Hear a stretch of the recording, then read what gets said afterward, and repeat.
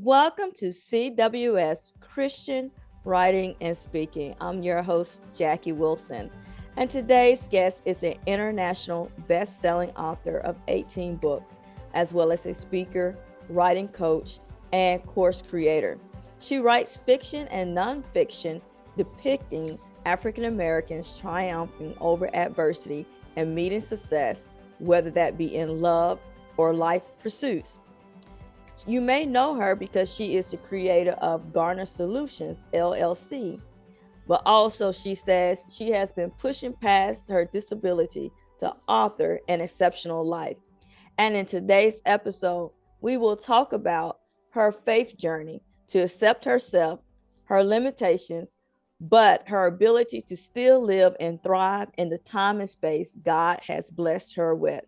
Let's welcome to the CWS stage, Miss Tracee Garner. Welcome, Tracee. Welcome. Thank you so much. Thanks for having me, Jackie. I'm so glad to be here. Yeah, I'm so excited to hear your story. And I know I often say that on my show that I'm excited to hear stories because I often feel like we're always going to learn something new.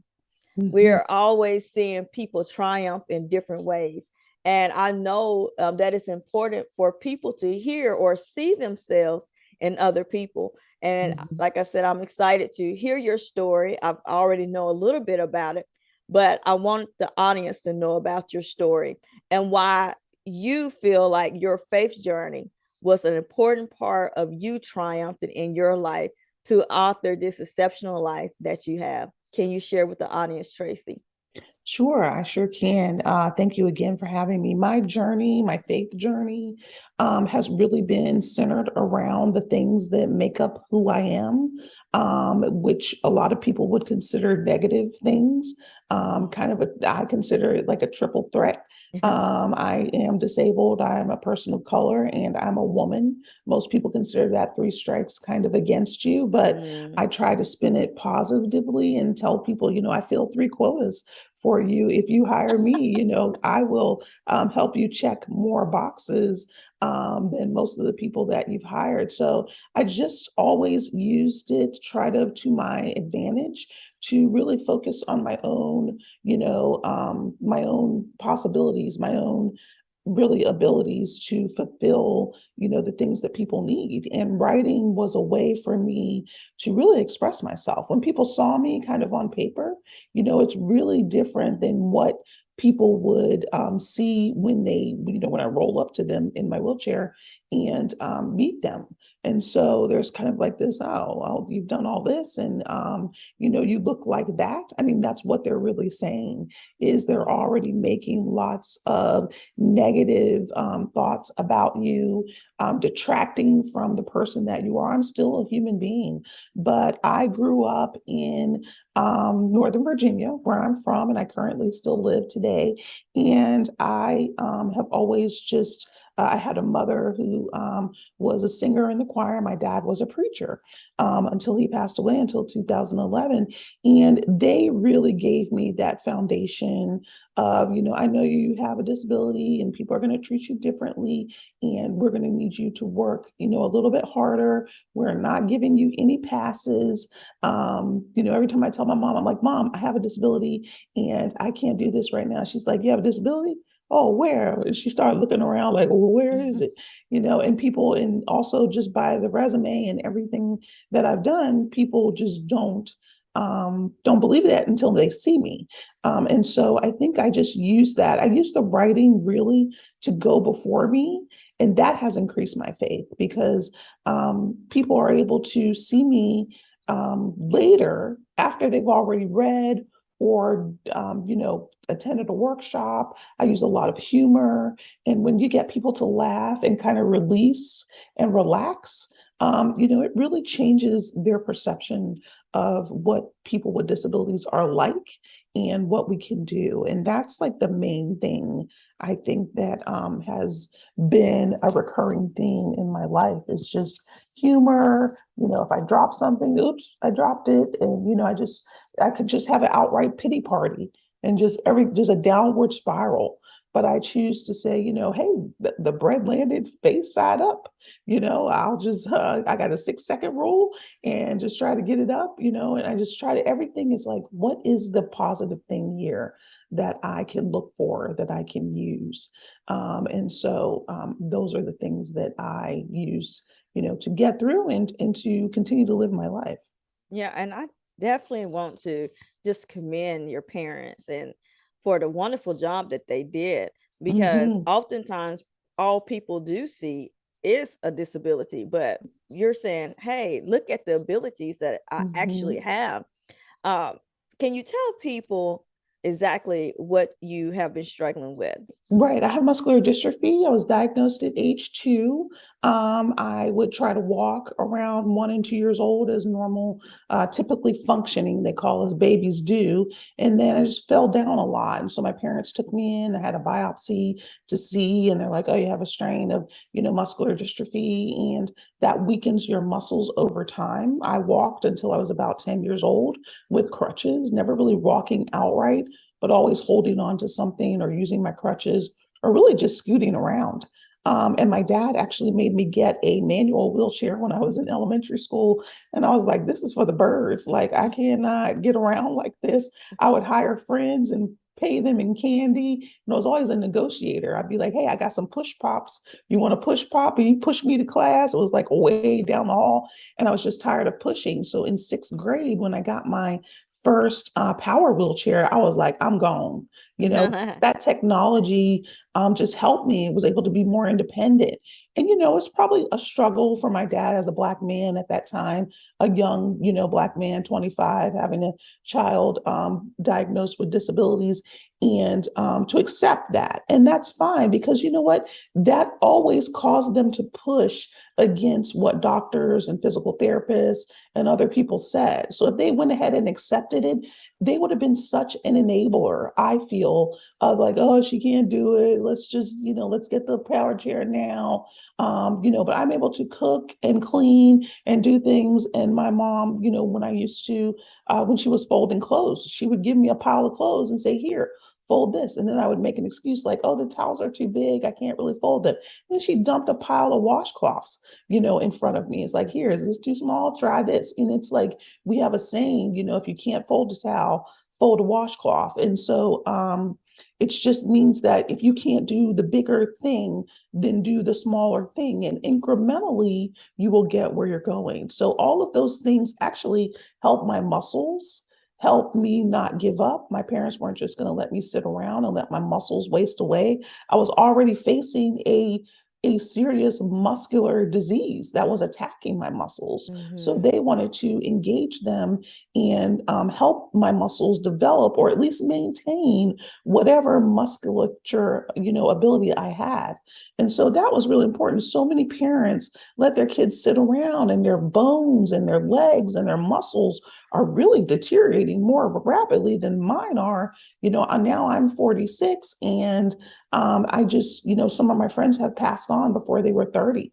And I really believe that is because, one, it's hard to find a job. And so they lack purpose and dignity. And then secondly, it's because sometimes they weren't challenged. And most parents don't want to hear that. But when you let them do nothing, surely they can butter the bread. You can put everything they need in front of them. These are small little things. I understand they can't wash dishes. My parents used to open the doors and clear out, and I would fit through the under the sink with my feet rest.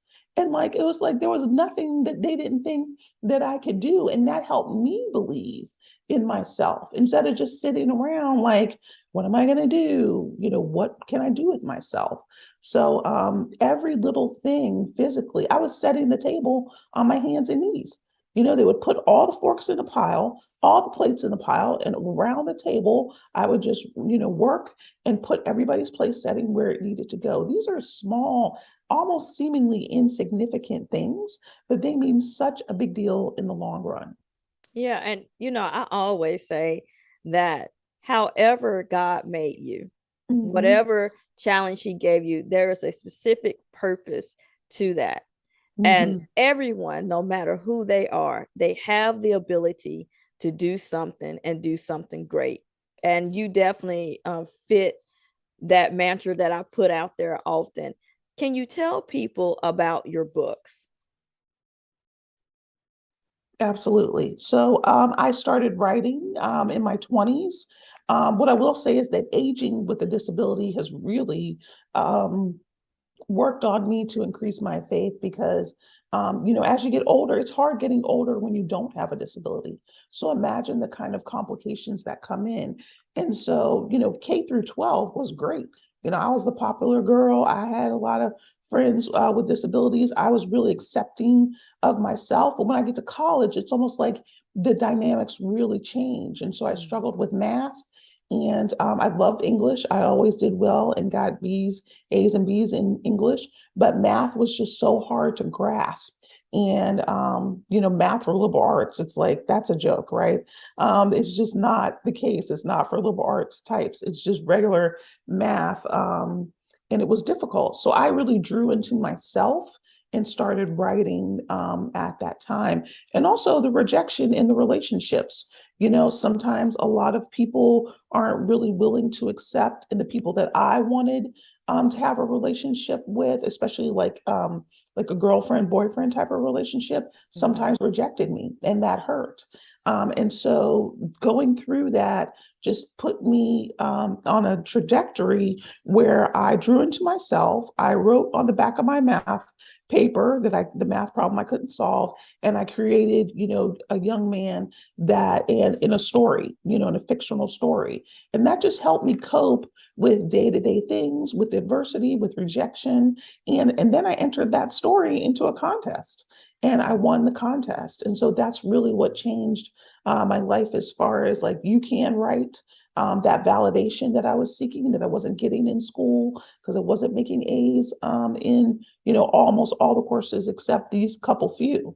And so just channeling my energy and my kind of idleness into writing. And that's really when it changed. I was always writing little essays and stuff, and I would enter little different things, not really enter contests, but the big contest when I was 20 plus in college. And that one, and I actually was going to be publishing a book while still in college. And that was kind of a big deal for me. And I just kept writing and submitted more books and got a couple other book deals and things, from that. And it was lucrative. It earned me money. It earned me recognition and prestige. It made me feel good, which also helped with my mental health and my thoughts about myself, like what else can I contribute?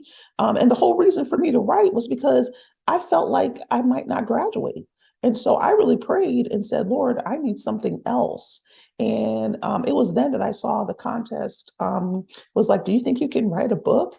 Do you have what it takes? And I was like, I think so. I'll try. I need anything right now. So that's kind of really where that came from. And I just continued, writing ever since. And one thing I'll say about the contest and why I encourage people to enter writing contests or any contest, honestly, STEM, there's all kinds of different things and ones that are hosted by reputable publishing houses, Mhm. not just, just some person threw up a website and said, hey, I have a contest, pay $50 and, we'll see if you win. There was no payment for that contest. It was free. And all I had to do was enter and send my manuscript. But the contest helped me, again, shine with the writing alone. Disability was not in play. They couldn't see me. They didn't know who I was other than my name. And so that really, was a big deal because it's like I needed a way to shine without people. Because if everybody was fair and not prejudiced and didn't hold your limitations against you, that would be a wonderful world. But that's not quite where we are yet. It's gotten better, but we're still not there. And you've written a couple of books dealing with the faith as well. Mhm. I've written definitely about the adversity first and then how my faith worked to surmount that. So, in Pack Light, Thoughts for the Journey is a self help book where I talk about workplace bullying, accepting a position to do something, at my church that I was initially scared to do, which was to lead a group, one of the ministries. Um, dealing with your own favorites how you, there, of course, there are things that everybody doesn't like about themselves, but you have to learn to embrace that. Sometimes disability is not glamorous. It doesn't make you feel pretty, or, it doesn't help you feel attractive, especially to, the opposite sex or just to yourself. And that is sometimes problematic. And you have to learn to embrace that or play up parts that you can work with, like a smile, or, wearing certain things or makeup, jewelry and other things that can kind of enhance you. But you have to learn, even if you don't do all that, that is what God caused you to look like. And, everybody is beautiful in his sight. And so you have to really reckon with the world's view of beauty and your own view and God's view of beauty. And that takes time and that takes growth. Mm-hmm. Yeah. Just got to recognize that God created you like you are for a specific reason, no Mhm. matter what that is, how that is. And just like you said, embrace it, you know? It is. It's hard. It's hard because society tells you something completely different, but you have to know in yourself, what is, and as far as the relationships goes, you only need one.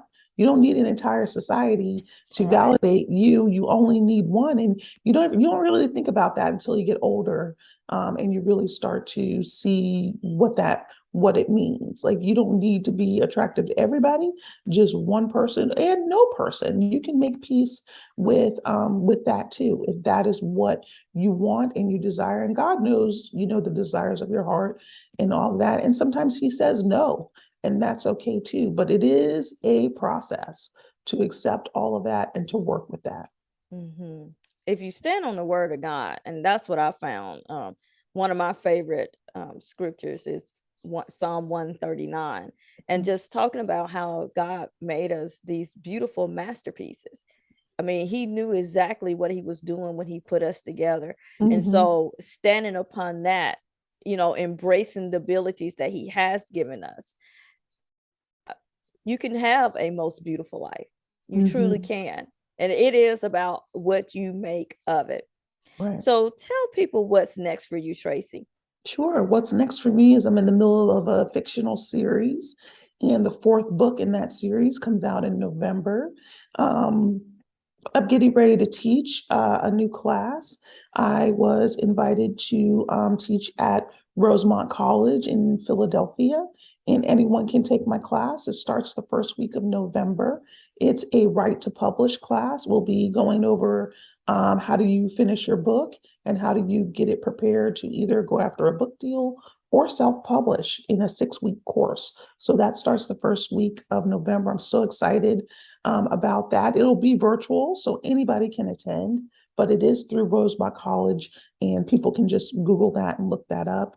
And I continue to, do my workshops, write my books, and just have fun, and teach and also speak and writing. Those are the three things that I love so very much, and I'll continue on those paths of doing those things. Wonderful, wonderful. How can people connect with you?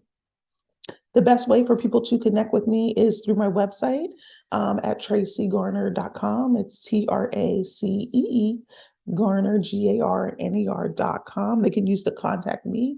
I'm also open to direct messages on Instagram and Facebook, and those are just T Garner, TEE Garner, and on Instagram, Facebook, which is where I mostly spend. I am on Twitter, but I love Instagram probably the Mhm. most, and Facebook is a distant second. But yeah, people can reach out to me any of those ways, and I'll always respond with a word or answer their questions, whatever they need. Cool. Tracee, as we wrap up your interview today, what is the one thing that you want people to remember? I want people to remember that we're all human beings. However we show up, whatever we look like, there is a human that is somebody's child, that is somebody's sister, friend, auntie, what have you. And we really need to work on our ability to just relate to each other in a civil manner, in a way that is uplifting and encouraging, and to be kinder, I think, to one another and to ourselves. But definitely, just relating to people, see people first, not their disability, not however they got where they're going, but as a person, equal to you, and others and your peers. Thank you so much for sharing that word, Tracee. CWS audience, you have heard her inspiring story. Parents did a wonderful job raising her. And I issue a challenge to you today. Whether you are facing a disability or know someone who has a disability, look beyond that to see what their true ability is. Look beyond what you feel is a mistake in your life and look at what your ability is. You have the power to inspire. Thank you so much for listening to today's episode. And until next time, beautiful people, God bless.